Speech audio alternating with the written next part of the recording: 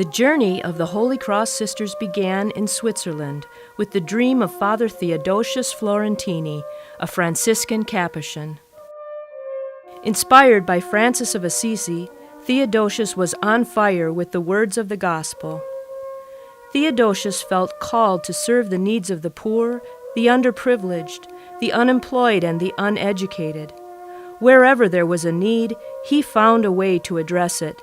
He was inventive and took risks. Father Theodosius was a free spirit. He had dreams. He had a vision that carried him outside the box of tradition. And so I thought, this is a man that I can emulate. This is a man after my own heart. Theodosius traveled throughout Switzerland and beyond, seeking financial support for his endeavors. He founded a congregation of women dedicated to the service of others. Together, they became effective instruments of God's unconditional love for all people. One of the most capable and determined young women to join Theodosius in his efforts was Catherine Scherer. Later, she became known as Mother Teresa Scherer, the first leader and inspiration of the sisters' community. The sisters worked in hospitals, schools, orphanages, and factories established by Theodosius in towns and villages throughout Switzerland. In private homes, they cared for the disabled, the elderly, and the dying. In 1856, the Congregation of the Sisters of Mercy of the Holy Cross, also known as the Holy Cross Sisters, was established. Ingenbohl, Switzerland became the cradle of the new community.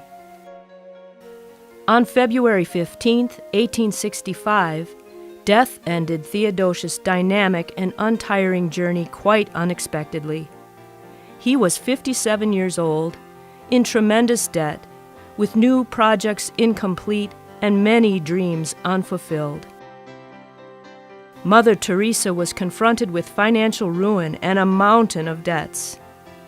Loyal to Theodosius and supported by her sisters, she paid off every documented debt, satisfied questionable debts, and continued to carry out the dreams of Theodosius.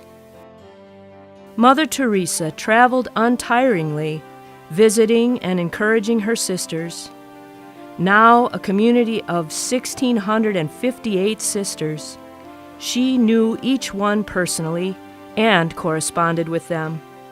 She was known for her gentleness, unassuming personality, and cheerfulness. She encouraged her sisters to be courageous and strong and work for peace whatever the cost.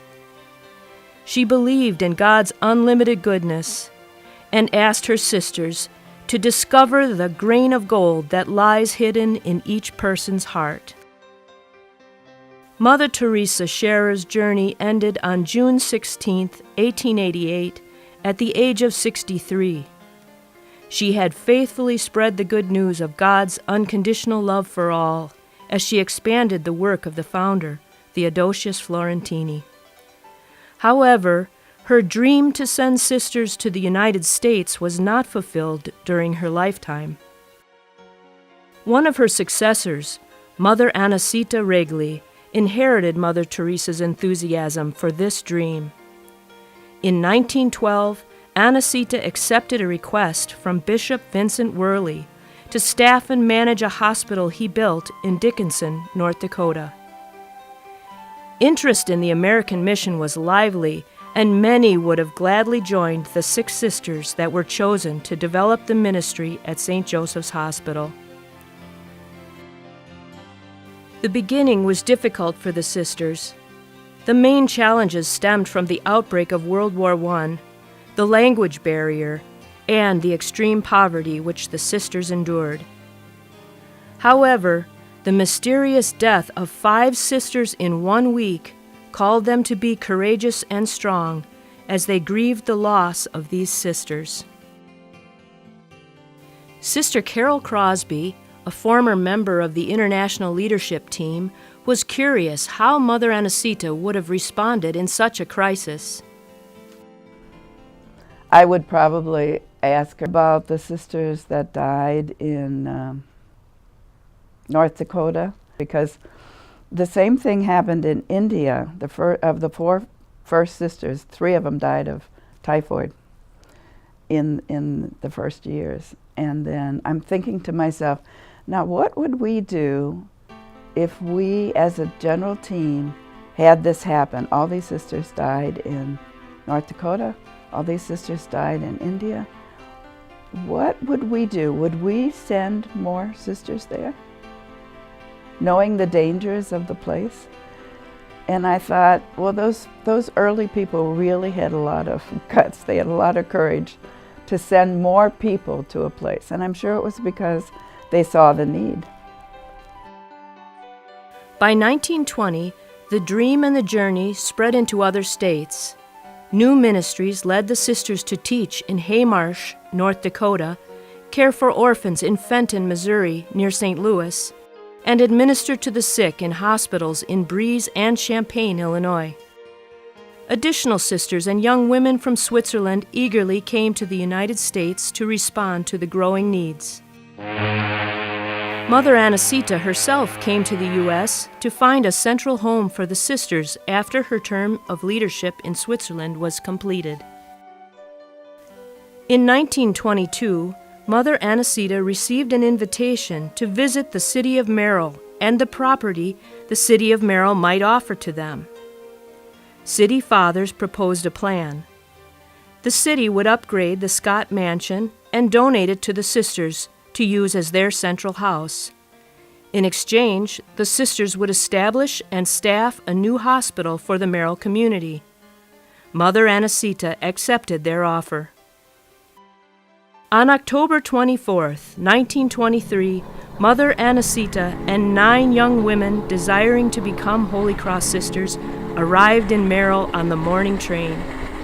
Together they walked from the train depot, through the town, across the bridge spanning the Wisconsin River, and up the hill to their new home, the Scott Mansion.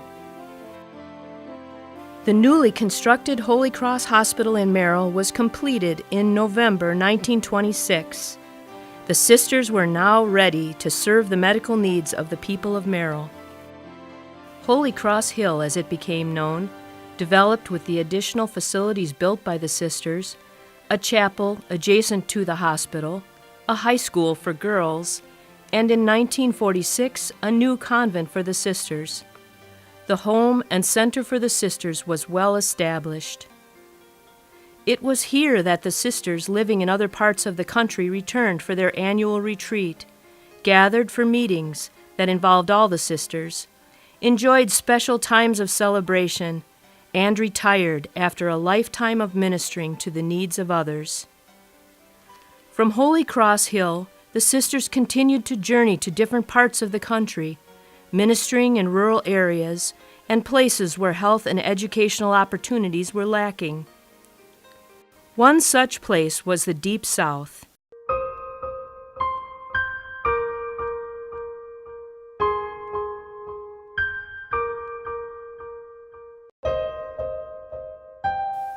"1951 was a dark, tense time in the history of our country. Segregation was enforced.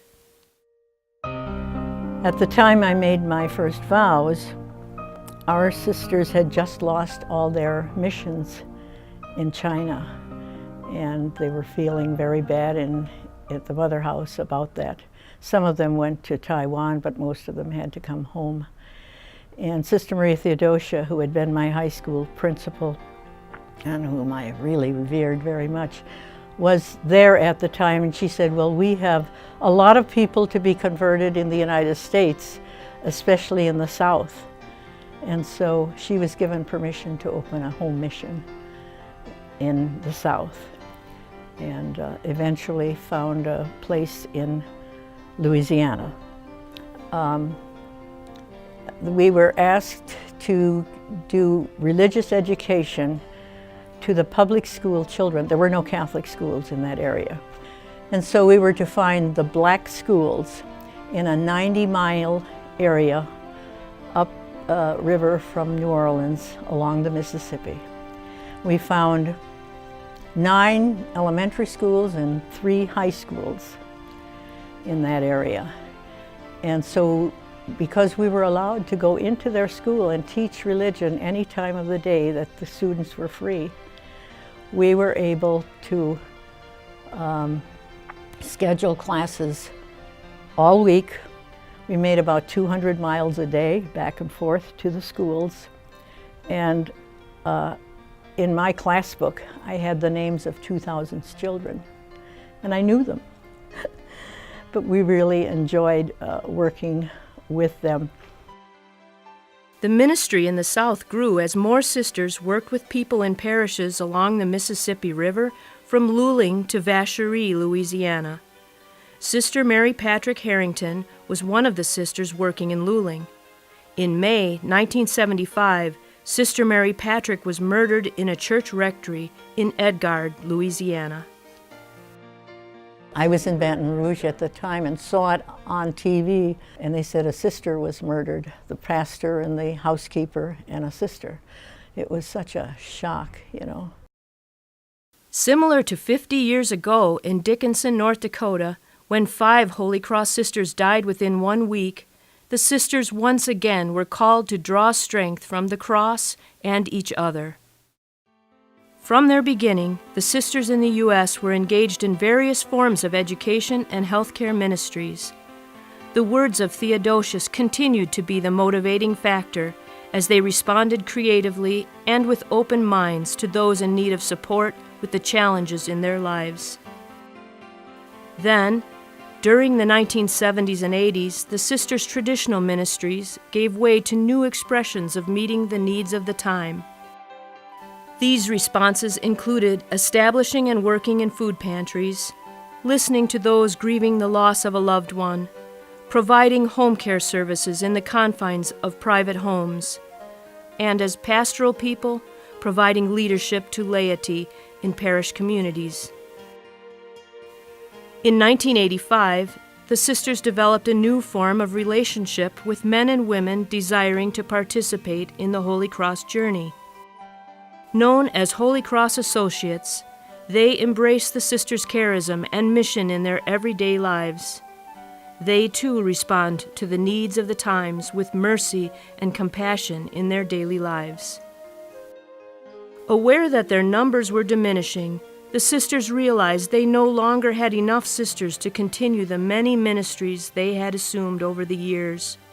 This was a difficult time for them.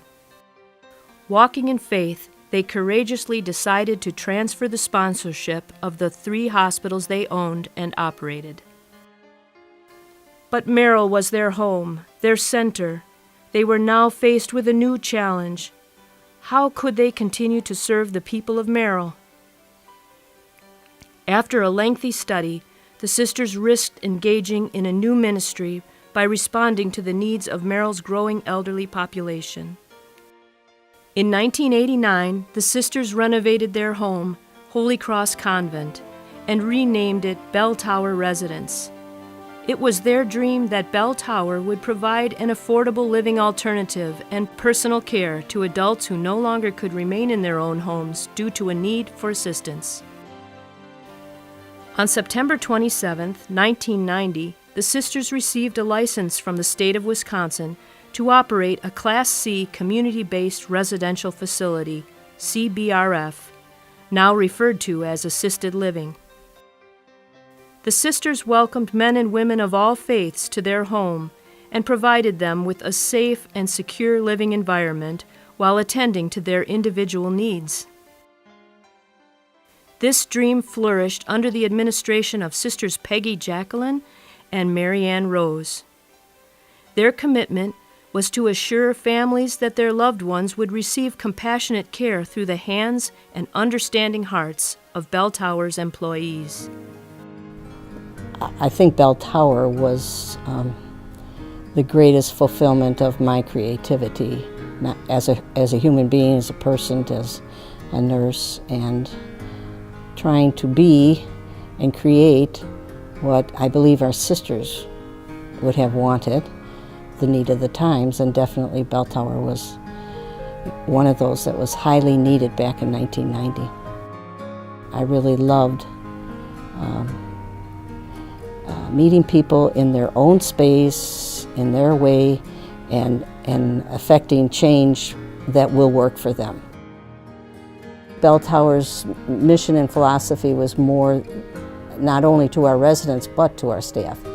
And if they were in trouble, if they had family problems, if they had things to rejoice about and they needed extra time off, somehow we figured out a way that they could do that. Over the years, programs were developed to enhance the physical, intellectual, and spiritual well-being of the residents. In 2004, Bell Tower Residence was renovated and expanded, adding 2 new wings to the building, bringing the total number of units to 85. 5 neighborhoods were created to meet the changing lifestyle needs of the residents. In 2014, the Memory Support Neighborhood was created on 3rd floor, providing residents with memory loss a safe and secure living area and personalized care to meet their needs. In 2015, the Holy Cross Sisters celebrated 25 years of ministry at Bell Tower Residence. Since 1990, they have been connecting the lives of residents with the caring hands and hearts of the employees. It makes me happy that our community saw a need, as like our founders would have done, and tried to meet that need. And I think the growth in Bell Tower has shown that it was the right thing. I think it really is meeting a need of the people of Merrill and the surroundings.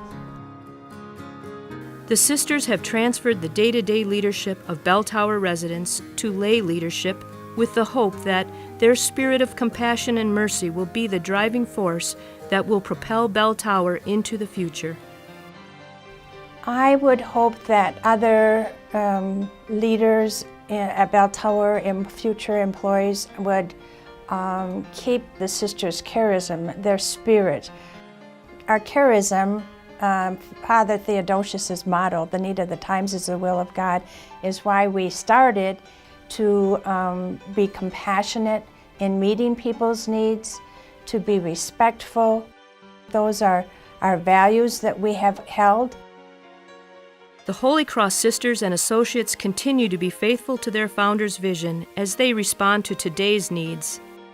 Their response includes being a source of compassion, forgiveness, and support to women in prison, assisting in the assimilation of Mexican immigrants, educating the public on the abuses of human trafficking, supporting those whose loved ones suffer from memory loss, and working with students at risk. In the year 2012, the Holy Cross Sisters marked the 100th anniversary of their presence in the United States. As they move into the future, their dream is to continue to transform the challenges of each day into hope and healing, just as the early sisters did under the leadership of Mother Anacita. I really think she'd be proud, because I think when they came, they had to use and do what was available or what they were able to do. But we are still using what we can use, what skills we may have, how we may assist one another. We do stand on each other's shoulders, and we get the courage or the affirmation to keep going ahead. Faithful to a vision of the ministry of Theodosius Florentini and Teresa Scherer, Sisters and Associates continue to respond to the needs of the time in a spirit of generosity, compassion, simplicity, and a reverence for life. They are encouragement to one another as mutually they embrace the dream and the journey, trusting in God's wisdom and guidance as they create new possibilities for the future.